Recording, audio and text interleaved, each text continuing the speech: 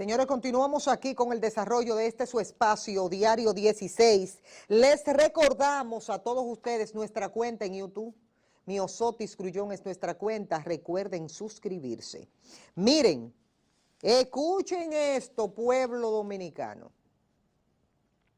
Nos vamos para Miches de nuevo. Digo cuánto encontraron en Miches.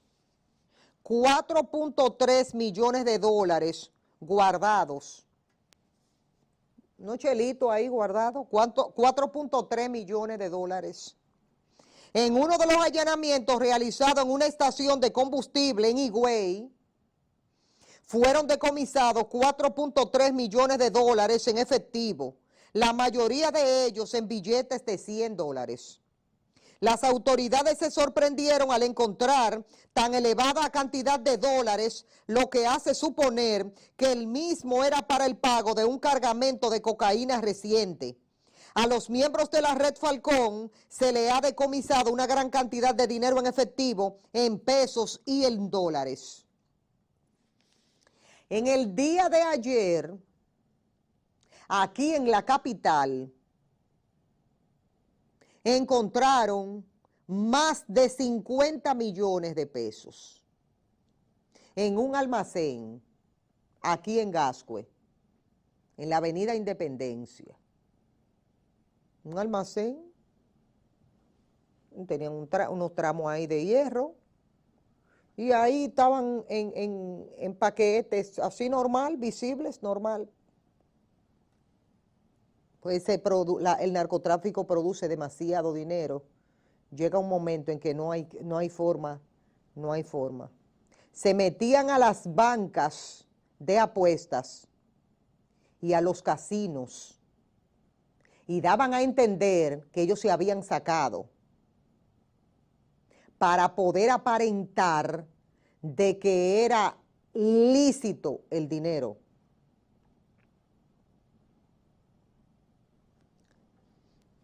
Las autoridades incautaron ayer el equivalente a más de 50 millones de pesos en un allanamiento realizado en el almacén de una banca de apuestas vinculada a la red de narcotráfico y lavado de activos del denominado Caso Falcón. Ese allanamiento se realizó en una instalación, lo que resultó ser un almacén de la banca Betcris, en la avenida Independencia del sector capitalino de Gascue, donde fueron decomisados 14.5 millones de pesos en efectivo y 751,000 dólares también en efectivo.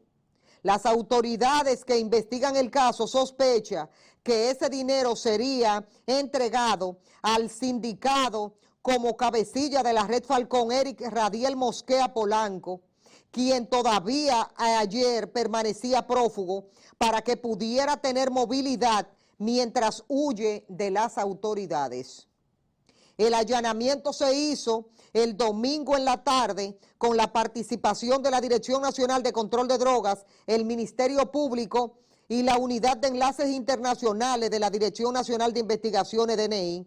Cuando los agentes llegaron a las instalaciones de la banca Betcris, primero encontraron en la oficina cantidades importantes, tanto de dinero como en dólares, pero cuando siguieron el cateo, fue que encontraron una especie de pequeño almacén en el que habían más de 50 millones, según el reporte policial, oficial. El Ministerio Público ha detenido a más de 40 personas por el caso Falcón y ha decomisado propiedades que aún no se han cuantificado, pero que se encuentran con miles de millones de pesos. Entonces, eso es para que usted tenga una mínima idea, que esto es todos los días. Esto fue de último minuto porque esto ocurrió en el día de ayer y era justo y necesario nosotros en el seguimiento que le estamos dando a esta información para que usted realmente se entere. La banda atacada por las autoridades tenía gran pericia en lavado de activos. Los casinos y las bancas de apuestas eran utilizadas para legalizar el dinero aparentemente, que se sacaban los premios. Ellos iban, participaban y las bancas también colaboraban en el entramado de que era que se habían sacado, ay, una cantidad multimillonaria se sacaban. Todo el mundo sabe que a través de esos negocios siempre se ha lavado dinero en el país, de manera permanente. Buenos días. Rapidito, buenos días. Buenos días, ¿con quién hablamos y de dónde? Hablamos de Villajuana. Adelante usted. Sí, bueno. Buenos días. De Villajuana, pero con todo ese dinero que ya, con todo ese dinero pues que están encontrando, es una ayuda para que el mismo gobierno pues lo coja y haga obras que tanta falta hace en el país. Pase buen día. Gracias por su información. Óigame, no vamos a ser ilusos. Esto es un proceso de investigación. Eso no quiere decir en ningún sentido que ese dinero se puede utilizar, porque esto es un proceso de investigación. Esto no es un proceso definitivo de una sentencia, de un juicio de fondo, ni nada por el estilo. Estas son cosas que se tardan mucho tiempo, muchísimo tiempo. Entonces, no vamos a privar en iluso creyendo que ya esto es algo definitivo. Eso está en un proceso de investigación y hay que determinar cosas para llegar dentro de quién sabe cuánto tiempo le tome a la autoridad en sentido general. Eso nadie lo sabe. Entonces, todo esto, este último minuto que nosotros hemos querido compartir con ustedes. Dice aquí que la red criminal de narcotráfico y lavado de activos que dirigía Eric Mosquera Polanco, que vincula a familiares y allegados, utilizaba distintos métodos para realizar sus operaciones ilícitas. Los implicados de la estructura criminal recibían los cargamentos de droga desde Sudamérica, que era transportado en una lancha rápida por la costa este. Para esto se hacían pasar por pescadores. Cuando ellos estaban en ese proceso, imagínese usted, si uno de ellos era experto en esa área porque comenzó como pescador y después, que ya conocía bastante, entró en el proceso de trabajo de la lancha rápida, se convirtió en un experto. A raíz de ahí, lo que pasa que aquí, y la autoridad lo sabe, esto que yo voy a decir a continuación, a través de ahí del mar, aquí hay zonas donde la gente se apuesta y se queda ahí un día entero. Y tú dices, ¿qué hace ese tipo ahí cogiendo sol? Y hay grupos de la gente que cuando vienen esos grupos del narcotráfico y son perseguidos, tiran bultos de ropa. Tiran bultos de ropa. Lo tiran. ¿De ropa fue que dije? Perdón, ¿qué de ropa? Si fuera de ropa no fuera nada. Bultos de droga. Bultos de droga.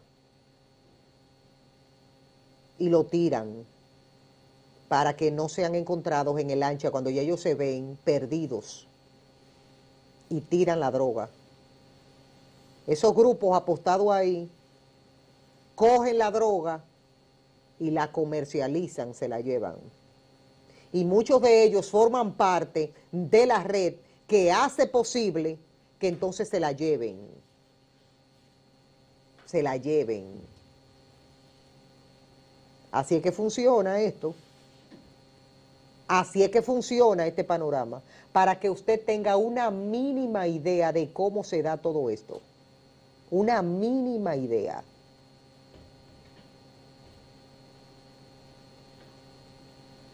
En el día de ayer, y yo quiero llamar un poquito la atención que está de más yo decirlo, de algunos medios de comunicación.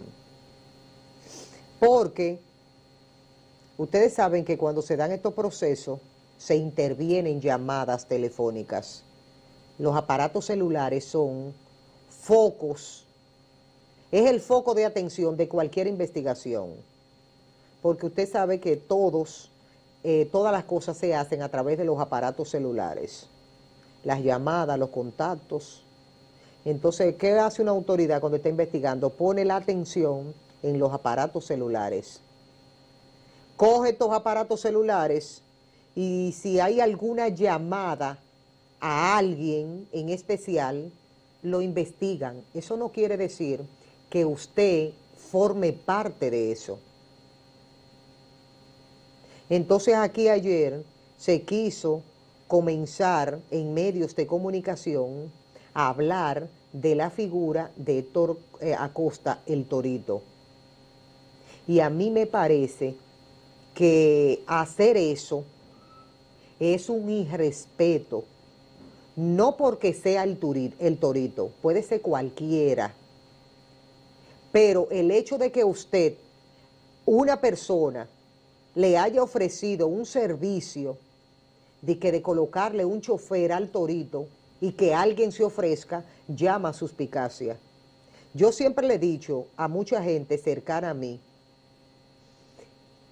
que el narcotráfico busca es acercarse a gente que tenga dominio en el área o en las áreas a los que se dedica,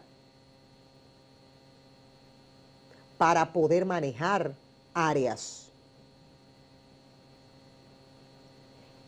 Llamar, de que aparecer una llamada, llamando al Torito, de que para ofrecerle un chofer,